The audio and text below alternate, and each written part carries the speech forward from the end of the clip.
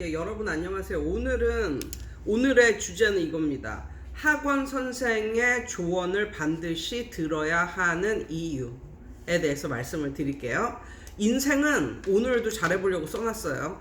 인생은 단 한 번뿐입니다. 한 번 지나고 나면 후회해도 소용이 없어요. 그런데 인생에는 리허설이 없고 그냥 누구나 한 번씩 경험하는 것을 지나갈 뿐입니다. 그때 순간순간 선택을 정말 잘해야 나중에 후회가 없는데, 그런데 이 순간순간 지나가면 없어지는 이 학창 시절을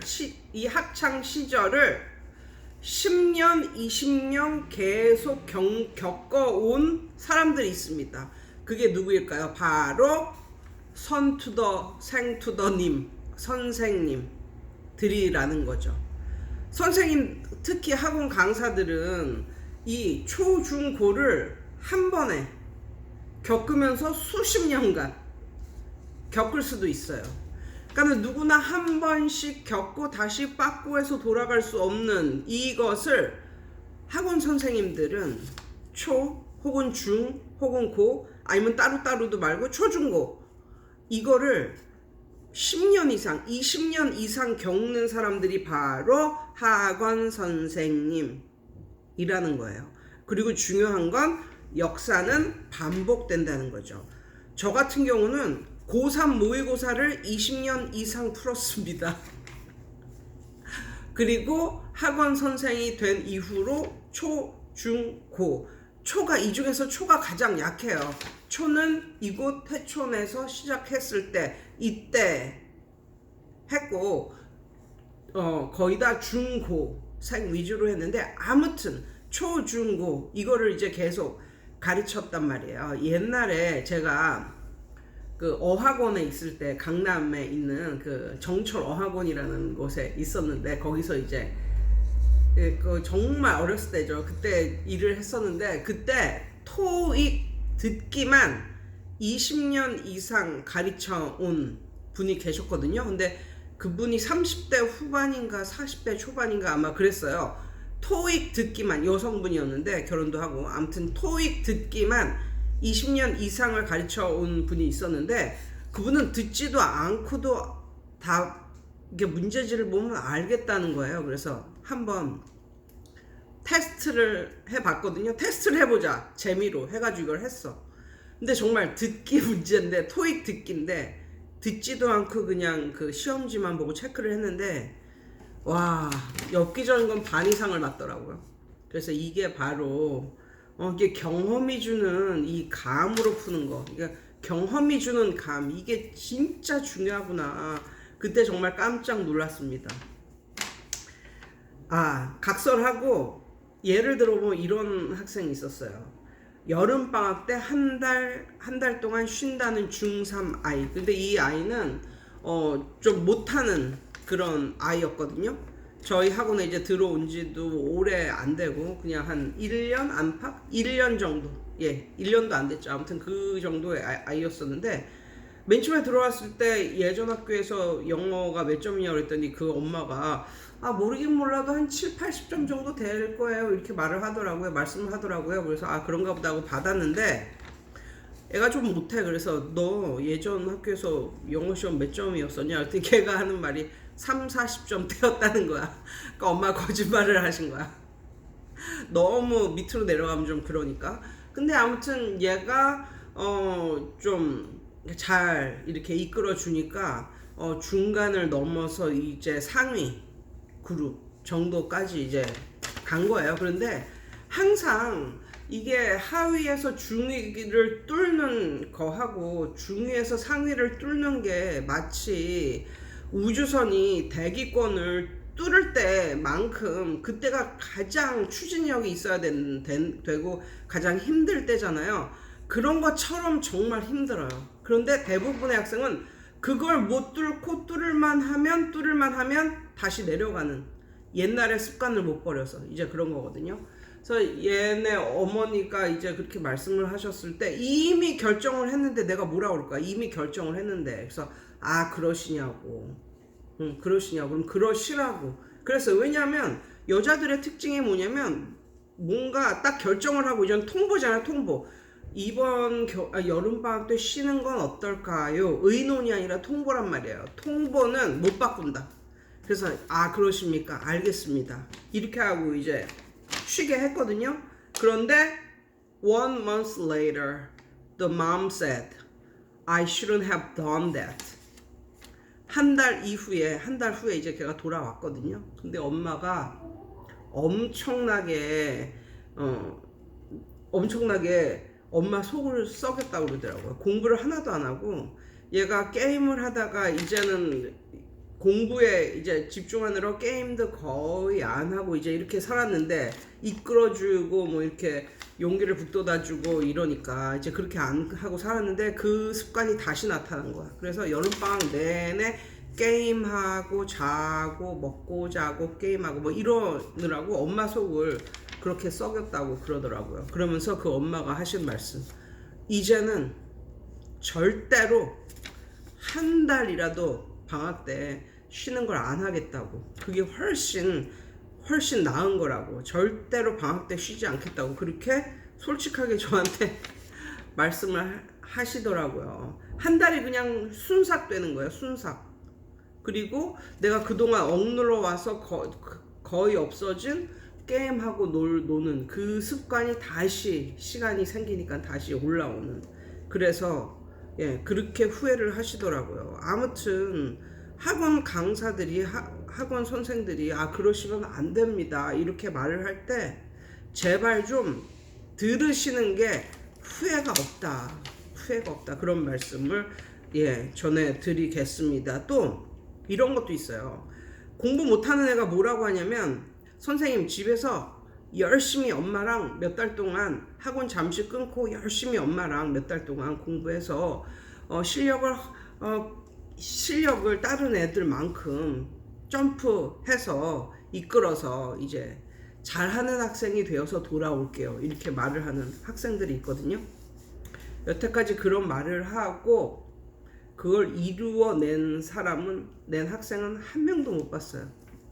모르겠어요. 뭐 그런 사람이 있기는 한 걸까요? 아무튼 제가 봤을 때는 그런 말하고 나서 정말 실력이 일취월장해서 돌아오는 애는 한 명도 못 봤고, 돌아온 애는 다시 처음서부터 리셋 돼가지고 다시 처음부터 해야 하는 그런 상황 다 까먹고, 그래서 그렇게 마음은 먹었지만 결국 돌아왔을 때는 후회, 그리고 실력은 후퇴만 남더라.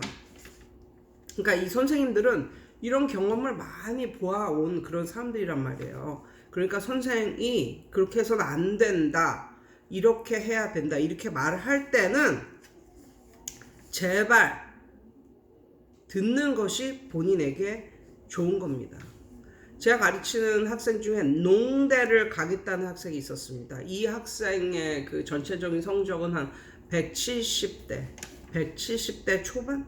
뭐 요 정도? 그래서 제가 좋은 결정이다 이렇게 말했어요. 왜냐하면 요즘에 남들 다 가는 그런 데 가지 말고 요즘에 정말 농업의 중요성 이런 것을 느꼈고, 저는 농대가 전망이 있다고 이제 생각을 했거든요. 근데 공부를 그렇게 잘하지도 않는 한 70대, 170대 정도 맞는 애가 농대를 가면 좋죠. 그리고 170대가 정말 170대가 아니라 요즘에 내신이 이렇게 많이 올라간 거 아세요? 어떻게 점수 뭐 계산법이 좀 바뀌어가지고 보통 점수에서 한 10점, 20점은 그냥 올라갔어요. 그런데 저희 동네 그 수준이, 그러니까 공부 수준이, 학교의 수준이 별로 높지가 않기 때문에 원래 자기 점수에 딴 학교하고 이제 비교해 볼 때 자기 점수에선 마이너스 20점 정도를 까야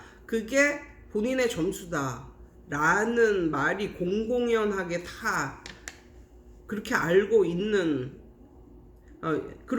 있거든요, 모든 학생들이. 그런데 요즘에 점수가 더 높아져서 제 생각에는 다시 마이너스 한 30점대 정도는 까야 다른 애들하고 비슷하게 비교가 되지 않을까 뭐 이렇게 생각을 하고 있는데, 아무튼 그러면 얘가 특성화를 이제 가겠다고 그러는 거예요. 특성화. 그럼 이제 특성화는 이제 특수 목적 뭐 거기에도 이제 해당이 되고, 근데 이제 특목고라고 안 그러고 특성화고라고 하죠. 아무튼 걔네는 벌써 중3인데 기말고사도 보기 전에 원서 접수를 하고, 기말고사 보기 전에 벌써 이게 결과가 나오는데, 특성화고는 높지가 않잖아요. 그러니까 한 뭐 110점대도 들어가고 120점대도 들어가고 막 이렇단 말이에요. 그러니까 얘가 170점대가 들어가니 오죽 잘 들어가겠습니까? 그러니까 얘가 벌써부터 공부를 안 하더라고요. 벌써부터 공부를 안 하면서 뭐라 하냐면, 기말고사를 빵점을 맞아도 자기는 넉넉하게 이렇게 들어간다고 말을 하더라고요. 제가 특성화고는 들어가지 말고 인문계를 들어가라고 그랬거든요. 근데 얘가 말을 안 들어요. 엄청 똑똑하게 머리를 굴려가지고 특성화고에 들어가서 1등급을 쫙 깔겠다는 거예요.